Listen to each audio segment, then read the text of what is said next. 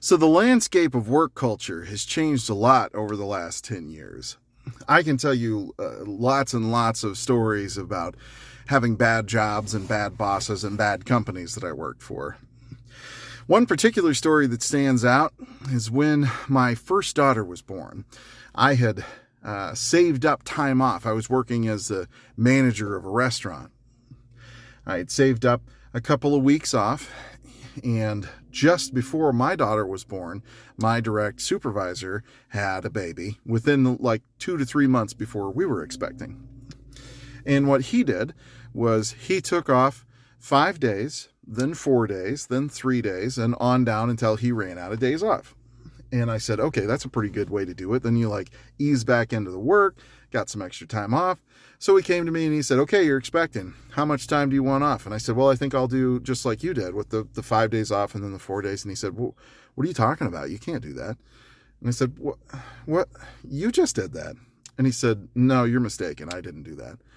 And I said, what? Like I covered for you with the region. What? And he said, sorry, that's against policy. You can't do that. And I said, okay, cool. Well, I guess I'll just take 2 weeks off then. And he said, oh, no, you can't be out of your restaurant for 2 weeks. That's unacceptable. I said, oh, so why are you even asking me? It sounds like I get 1 week off and that's it, huh? And he said, yeah, that's what the policy is. I said, okay, great, cool. So he was also bad at making sure there was enough management staff in the region. We had 5 restaurants, 3 of which were in the same city. One of the things that I did was that I constantly hired and trained and promoted people to make sure that I had enough management staff. But the other restaurants in the town were so poorly managed, and my boss was so bad at his job that they were always short on management. So I would hire someone, train them, promote them, and they would get taken off to another restaurant. So by the time my daughter was born, we were supposed to operate with 4 managers to run a restaurant appropriately.